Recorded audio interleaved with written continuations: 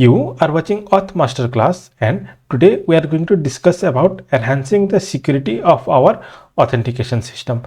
So previously what we have already done, we have introduced CAPTCHA, we have introduced OTP, and we have introduced CSRF protection in our platform, right?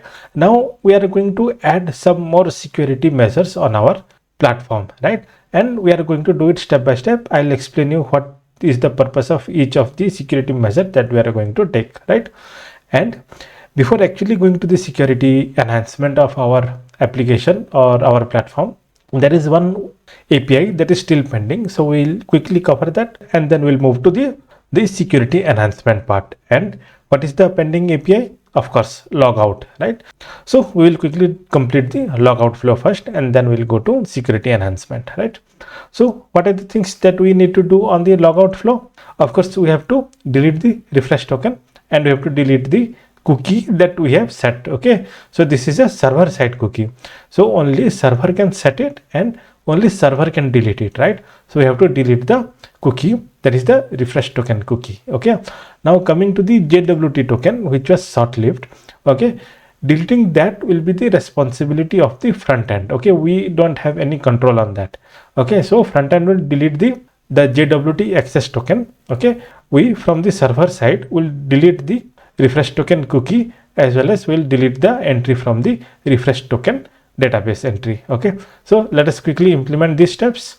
So what I will do in this service, I will add a new file. Okay, and I will call it as logout.service.js. okay, and here what I will do, I will say export const logout equals to, of course this is going to be a async function, so I'll take the request response and this is going to be a arrow function, right? Now from where I'll get the user ID, so this logout flow will come under the authenticated API, right? So only if you are logged in, then only you can log out. So the logged in user will have the request.user ID in the request object, right? So let us extract that. So I'll say const user ID equals to request dot, okay, user ID. Then what we have to do, we have to go to the database and fetch this user by the user ID. Okay, so I will say const user equals to user dot find by ID. Okay, and we'll pass the user ID. Then if okay not user, then what we can say, return res dot status. Okay, and let us call it as 400 bad request. Okay, and JSON, and I will say message, and it will say failed to log out. Okay, feel free to give any appropriate error message, right? Then if this user is existing, that is a valid user, then what we have to do, we have to go to the refresh token and delete that one. So I will say await, okay, refresh token dot, I will say delete one. Okay, and delete one by how it will delete, it will of course delete by the user ID, right? And here I added await, and here also I should add a await. Okay, because this is a asynchronous function. And here let me add the .js extension, and here also let me add the .js extension. Okay, so this is delete one. Then what we have to do, we have to say the response dot clear cookie, and we have to name the cookie, so it is refresh token. Okay, and HTTP only will be true. Then what we can do, we can say res dot status of, what will be the appropriate status here?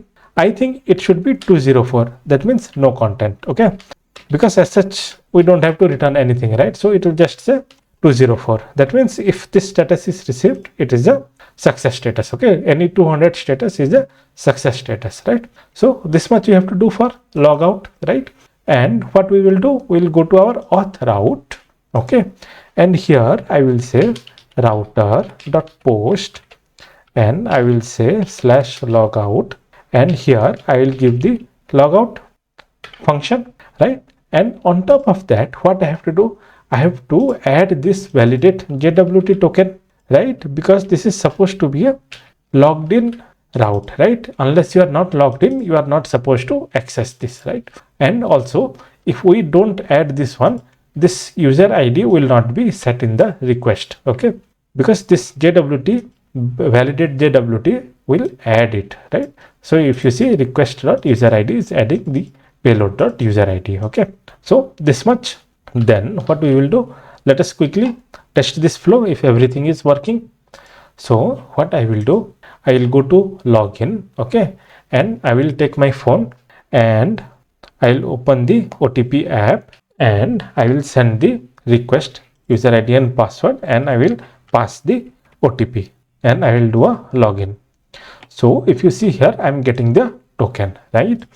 And if you go to refresh token, and if I refresh here, we have a entry. Okay, then with this refresh token, I can go to protected route and I can access that, and I can also go to the refresh token and ask for another access token. So everything is working.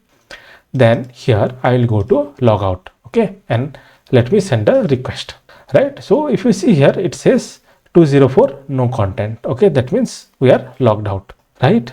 So what has happened? So refresh token must have been deleted. So if I refresh, it was deleted, right? Now can I go and ask for a refresh token now after I have logged out? See, unable to generate access token. Why? Because you are logged out. Okay, and can you tell me if this protected route which is using the JWT access token, is this going to work? Right, so this is going to work. Why? Because the JWT token that is enabling this API to work, that is existing only on the front end. Okay, we in the backend, we don't have a control on that.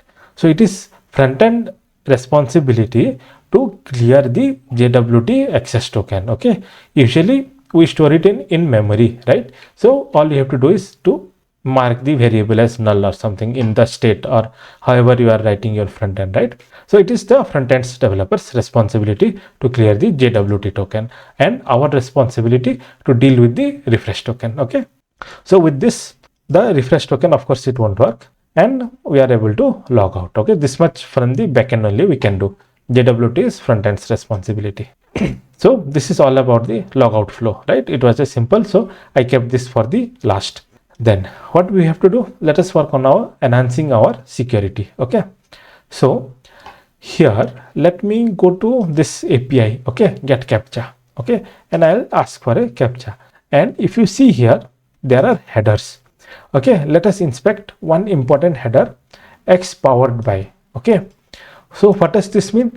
This means our API is powered by Express. Okay, is this something that I want the user of the API to know about this? My answer is no. Okay, with what technology the backend or the API is built with, it should not be concern of the person who is using the API. Okay, the person who is using the API should only be worried about the request and response. Okay, what is the format of the request, what is the format of the response, and what header or what token I am supposed to send. That is only its responsibility, right? By no way he is going to use this X powered by information, right? So this clearly says that it is powered by an Express API. Then this will give a lot of information to a potential attacker. Okay, we don't want to give them any information as such. What is the backend technology that is powering this API? It could be Apache server, it could be .NET server, it could be Express server, right? It could be the Java server, right? It could be a plain C++ server. I don't want to reveal that information, right? So my first security issue that I want to deal with is to remove this X powered by, and there are few more headers. Okay, that ideally we should not expose it to the front end. Okay, so what we will do, there is a npm package.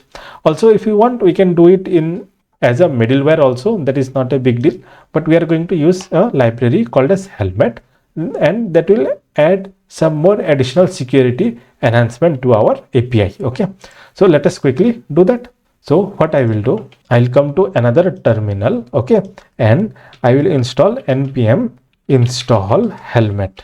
Okay, that is the name of the npm package. Okay, then what I will do, I'll come to index.js. Okay, and I will first import helmet, right?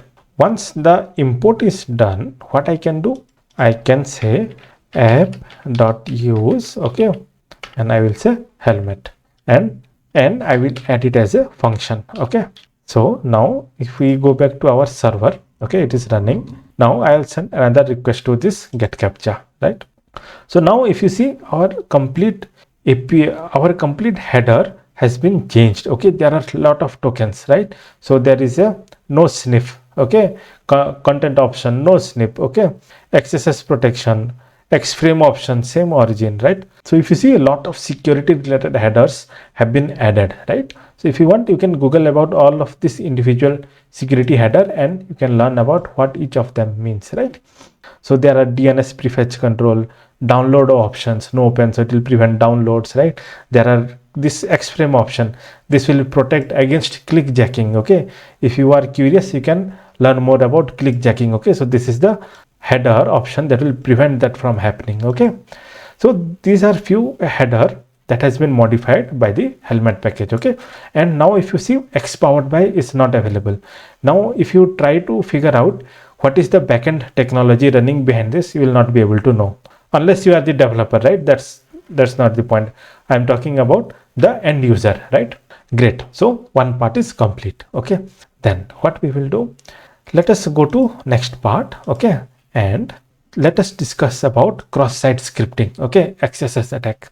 So to prevent that, I'll also show you what is an XSS attack, and I'll also show you how to prevent that one, okay? So here I'm going to say npm install, okay, XSS clean, okay, clean. Let me install this package, okay, great. Now what is the XSS attack? Okay, that means cross-site scripting, okay? Now what is the meaning of cross-site scripting? So from the front end, okay, someone can inject script tags, okay, and injecting script tag can be very dangerous, okay? Say for example, the user comment. So if I do not sanitize my input, what will happen? Somebody can write content in script tag, okay, and you know that script tag is something that can be executed in a browser, okay? So if I inject a comment, okay, that has script tag, and then you open the same, okay, and you load, of course the comment section will be loaded, right?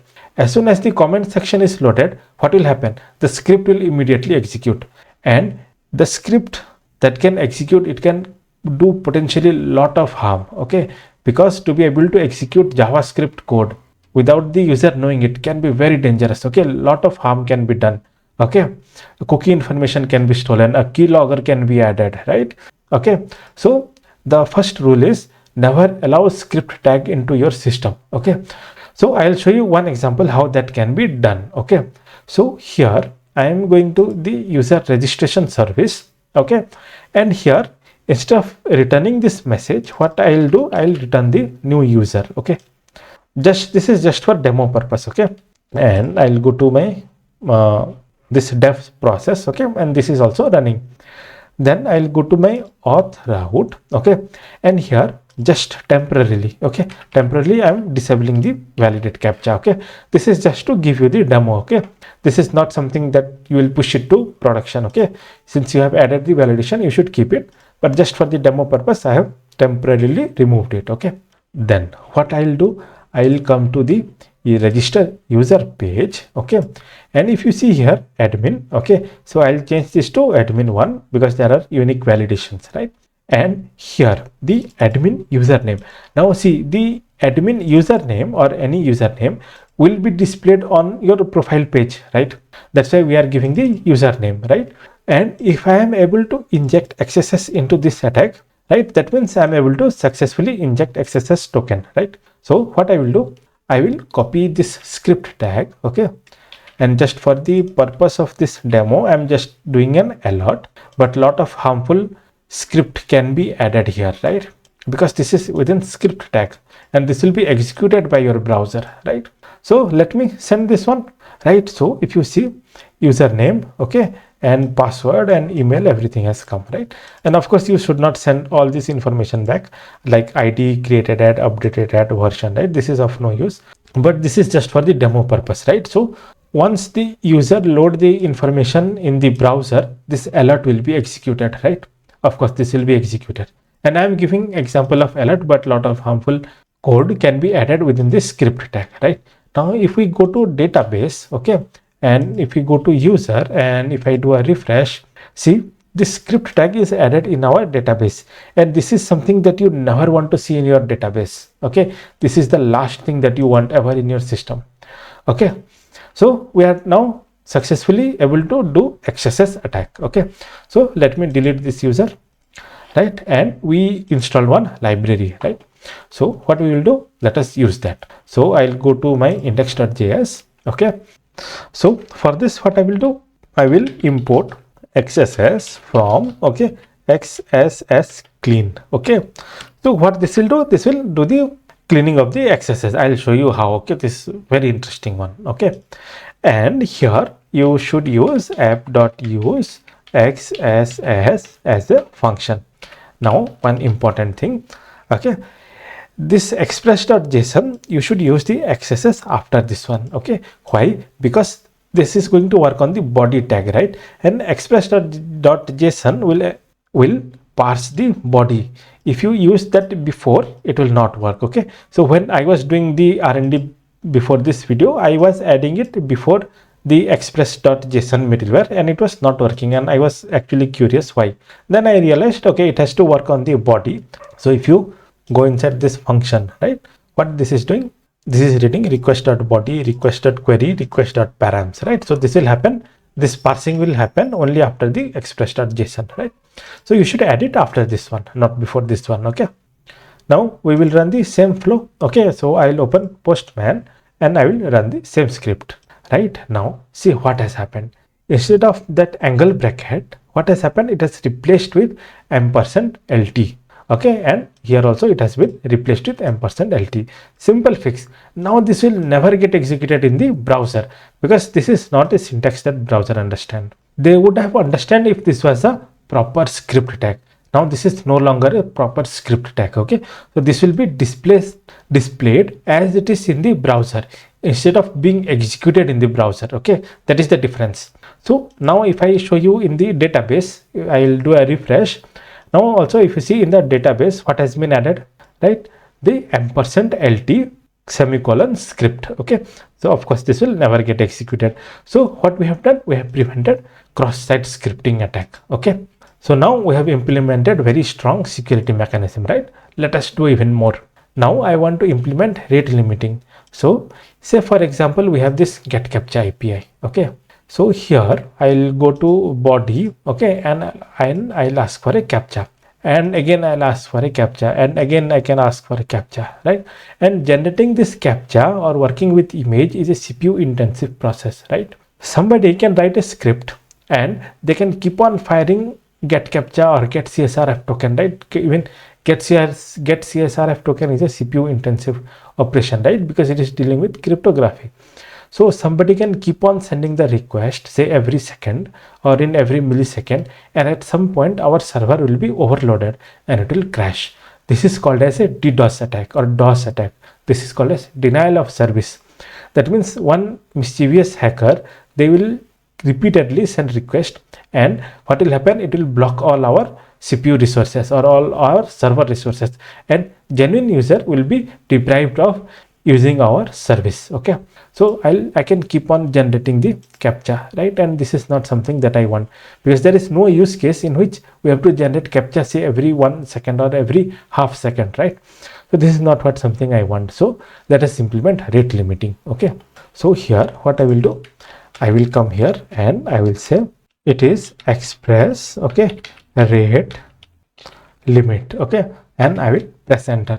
Let it install. Okay, then once this is installed, what we can do, let us write a middleware. Okay, so I'll come to middleware, I'll add a new file and I will say rate limit dot middleware.js. Okay, then what I will do, I will import rate limit from express rate limit. Okay, then I will say export const rate limiter equals to rate limit, and I will pass a configuration object. Okay, first one is window ms. What is this? So within the time range, okay, how many requests you want to allow. So this is the time range. Okay, so here I'm going to say 1 star 60. Okay, 1 star 60. Okay, star 1000. Okay, now what is the meaning of each of this?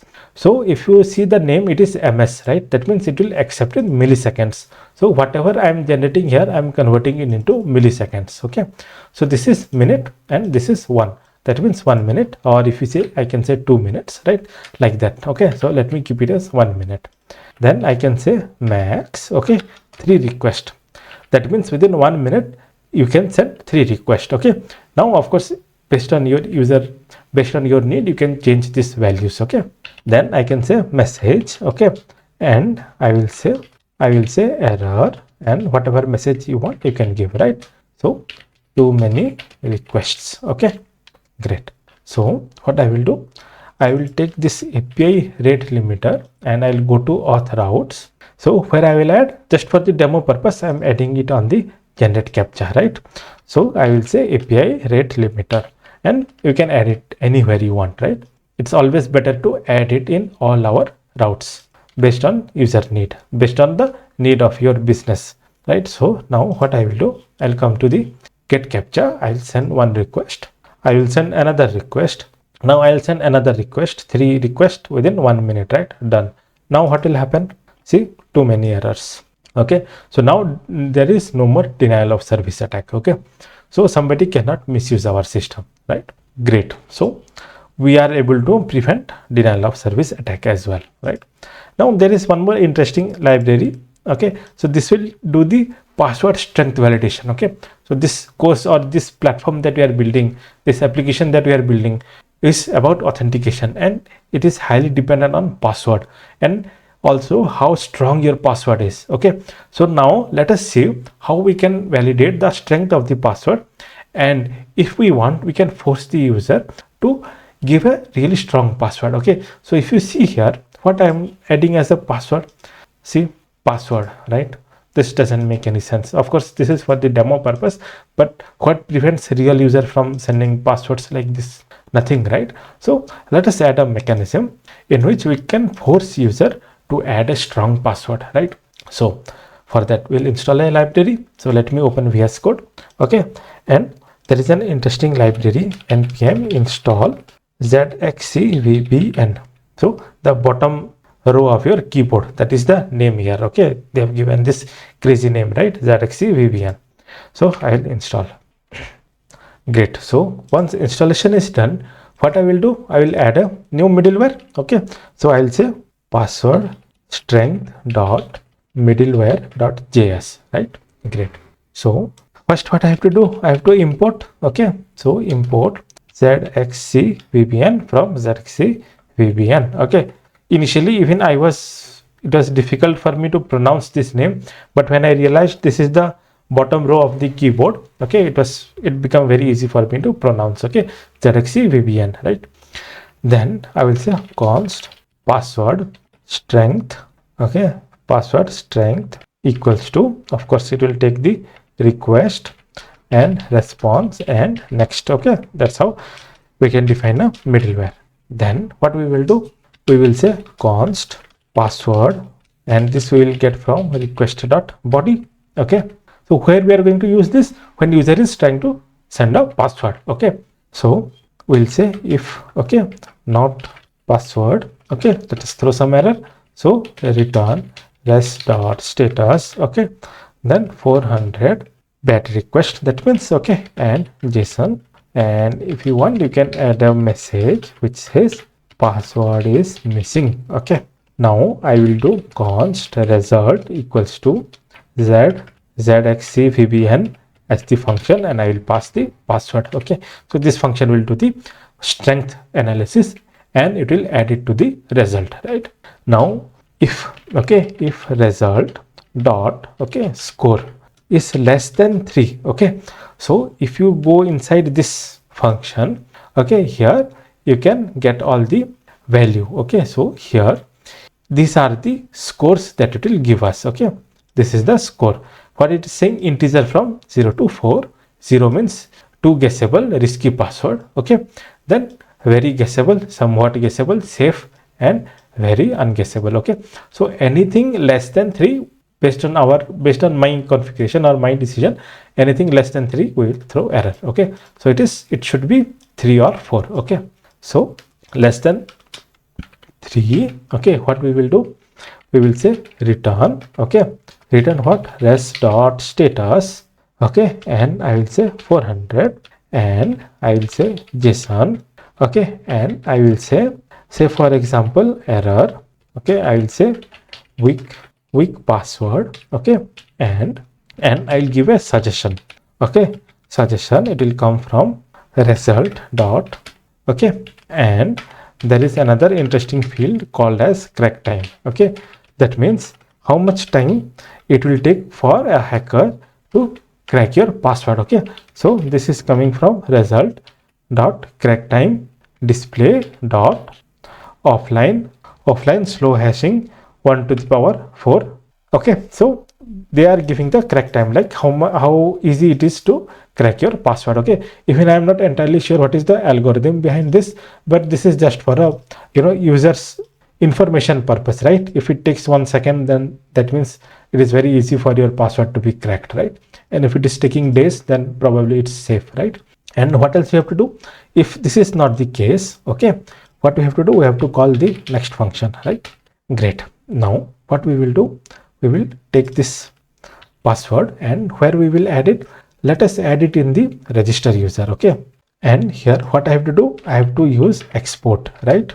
And then here I will add password strength middleware. Okay, then what I will do, I'll go to my user, and what I will do, I will delete this entry. Okay, otherwise it will keep on throwing the user already exist conflict errors, right? And here let me remove this one, and let me add admin. Okay, and if you see here, what is the password, right? So let me send this one, and what it is saying, weak password, add another word or two, uncommon words are better. Okay, and what is the crack time? Less than a second. Now let me do something, make it capitalize, and let me add at the rate instead of a, and let me add 0 instead of o. Okay, this is how typically we do, right? And now let us send. See, now it is still able to catch. Capitalization doesn't help very much. Okay, predictable substitutions like ampersand instead of a don't help very much, right? So now what it is doing, it is not allowing us to send this kind of rubbish password. Okay, this is very important. We should not allow user to add password like test123, right? So here let me add test at 123, right? So if you see here, it is still giving error, right? So what we will do, I'll go to a browser. Okay, and here what I am doing, password generator, just a random website that I checked. Okay, so here I will just copy a password. Okay, and I will send it. Okay, but be very careful, you have to save this password somewhere, right? Either in a password manager or something like that. Okay, because this is even difficult for us users to remember, right? So I will send it. See, now it is saying username already taken. That means it went to the database successfully, right? So I'll change it to admin1. Okay, and I will send it. So it has successfully created, right? This is the password. Okay, now it is expecting always a strong password. Now of course, based on your business need, how strong your password you want, right? That you can always configure. Maybe not through this npm library, but maybe with another npm library. But it's always a good idea to force user to set a strong password, right? If we don't force them, they will always be lazy and enter some easy password, right? test123 admin123, or their middle name, or their first name, or their date of birth, like that. Okay, so it is our responsibility to force user to maintain a good password hygiene. Okay, also what else we can do, we can force user to reset their password, say after certain amount of time, right? That flow, of course, I am not planning to show here. If you want, if you are curious, you can do your own research on that, and you can add that functionality to this platform that we are building, right? That is one suggestion. Okay, now we have implemented a lot of security functionality, right? There are 2 security functionality that we ideally should implement, but intentionally I have skipped it so that the demonstration will not become very complicated. Okay, but I expect you to implement that. Okay, one, so if you go to the refresh token, okay, this token, okay, this is stored as unencrypted. Okay, we should encrypt it. Okay, and here also the TOTP secret, this also we should encrypt it. Encrypt it and store it. Okay, in one of my previous videos, I'll give that video somewhere in the description or in the I button.